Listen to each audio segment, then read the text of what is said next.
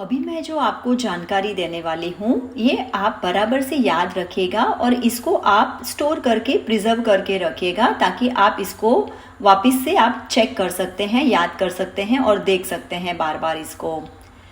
आज मैं आपको ओबेसिटी के बारे में समझा रही हूँ, जाड़ेपन के बारे में समझा रही हूँ।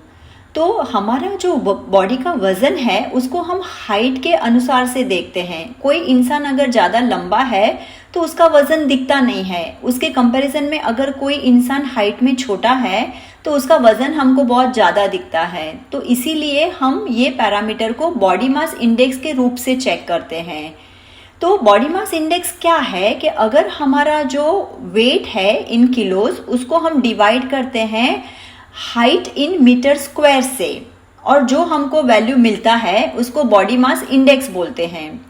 तो हेल्दी वेट की कैटेगरी में कौन सा बॉडी मास इंडेक्स आता है? Between 18.5 to 25। ये कोई भी एडल्ट लेडी हो या जेंट्स हो दोनों के लिए ये एक समान है कि अगर ये बॉडी मास इंडेक्स 25 के ऊपर है तो वो इंसान ओवरवेट है और अगर वो 30 के ऊपर है तो वो ओबीज यानी जाड़ेपन के कैटेगरी में वो इंसान आ जाता है। अगर हम वेस्ट टू हिप रेशियो देखते हैं यानी पहले हम वेस्ट सरकमफरेंस मापते हैं, वो हमारा कमर का घेरावा हमारा जो अम्बिलिकस या नेवल है उसके लेवल पे हम मापते हैं, उसको हम डिवाइड करते हैं हिप सरकमफरेंस से। तो अगर विमेन में वो जो वेस्ट टू हिप रेशियो है वो लेस देन 0.80 है तो वो नॉर्मल है और जेंट्स में अगर वो लेस देन 0.95 है तो वो नॉर्मल है और उसके अगर ऊपर है तो हमारा जाड़ेपन का या तो ओबेसिटी का रिस्क जितना वो ज्यादा है वेस्ट टू हिप सरकमफरेंस उतना हमारा रिस्क ज्यादा है।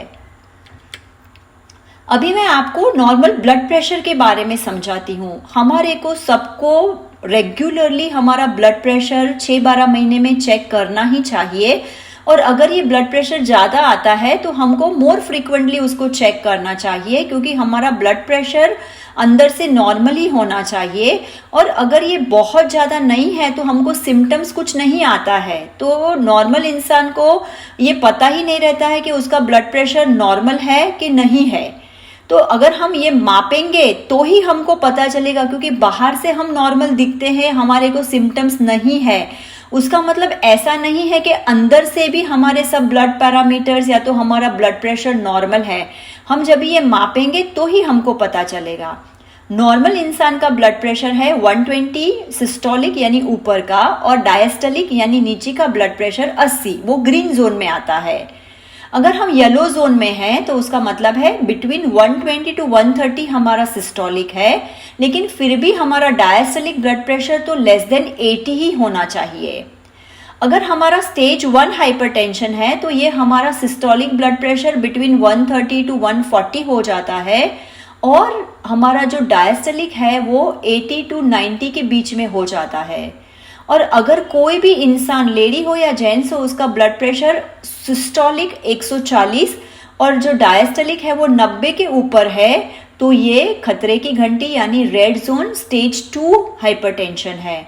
तो आप समझ लीजिए कि जब तक आप ब्लड प्रेशर नहीं मापाएंगे तब तक आपको पता नहीं चलेगा कि आपका ब्लड प्रेशर कौन से जोन में है, ग्रीन जोन में है, येलो जोन में है कि रेड जोन में है।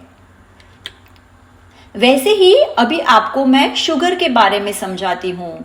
जब भी हमने रात को पूरा 8 या 10 घंटा कुछ भी नहीं खाया है और हम सुबह में हमारा शुगर का लेवल चेक करते हैं, फास्टिंग शुगर जिसको बोलते हैं, भूखे पेट का शुगर, तो वो सेंचुरी यानी 100 से नीचे होना चाहिए। और जब भी हम खाने के बाद में दोपहर में खाना खाते हैं उसके 2 घंटे के बाद में शुगर चेक करते हैं तो वो 140 के नीचे होना चाहिए। तो ये दोनों प्रमाण हमारे नॉर्मल है। वैसे ही एक ग्लाइकेटेड, पहले ग्लाइकोसाइलेटेड बोलते थे लेकिन वो टर्मिनोलॉजी रॉन्ग है, ग्लाइकेटेड हीमोग्लोबिन यानी HbA1c करके जो हमारा लास्ट 3 महीने में हमारा ब्लड शुगर नॉर्मल है कि नहीं उसका एवरेज बताता है। तो अगर ये ग्लाइकेटेड हीमोग्लोबिन HbA1c अगर हमारा लेस देन 5.7% है तो ये नॉर्मल है, तो ये हम ग्रीन जोन में है। लेकिन जैसे हम ऊपर यानी हम येलो जोन में जाते हैं तो हमारा फास्टिंग शुगर यानी हमने रात को 10 से 12 घंटा कुछ भी नहीं खाया और सुबह में हमने फास्टिंग शुगर चेक किया, फिर भी वो 100 से 125 के बीच में है, तो वो हम प्री डायबिटीज के स्टेज में है। वैसे ही खाने के 2 घंटे के बाद वाला शुगर जो है वो 140 से 200 के बीच में है, तो वो गलत है और वो हमारा प्री डायबिटीज के स्टेज में है। और ये जो हमारा HbA1c ग्लाइकेटेड हीमोग्लोबिन जो 3 महीने का एवरेज बताता है, वो अगर हमारा 5.7 से 6.5% के बीच में है तो हम प्री डायबिटीज के स्टेज में हैं। जैसे ही मैंने आपको ब्लड प्रेशर का समझाया, यहाँ पे भी आप समझ लीजिए कि बाहर से ये जो प्री डायबिटीज का स्टेज है उसका हमको सिम्टम्स कुछ आने वाला नहीं है, क्योंकि शुगर की मात्रा थोड़ी ही बढ़ी हुई है। लेकिन जब भी हम ये शुगर चेक करेंगे तो ही हमको पता चलेगा कि हमारा शुगर नॉर्मल रेंज में है, प्री डायबिटीज के रेंज में है कि डायबिटीज के रेंज में है। तो मैं आप सबको रिक्वेस्ट करती हूँ कि प्लीज आपका ब्लड प्रेशर, आपका ब्लड शुगर और आपका HbA1c और आपका लिपिड प्रोफाइल 6-12 महीने में हमेशा चेक कीजिए, तो आपको पता चलेगा कि आपको मेटाबॉलिक सिंड्रोम है कि नहीं है। और अगर ये हमारा फास्टिंग शुगर 126 के ऊपर है, या तो खाने के 2 घंटे वाला हमारा शुगर 200 के ऊपर है, या तो हमारा ग्लाइकेटेड हीमोग्लोबिन यानी HbA1c मोर देन 6.5% है, तो हमको फ्रैंक टाइप 2 डायबिटीज है। और टाइप 2 डायबिटीज के जितने भी कॉम्प्लिकेशन हाई शुगर के कारण है वो अभी हमको होने की संभावना बहुत ज्यादा है।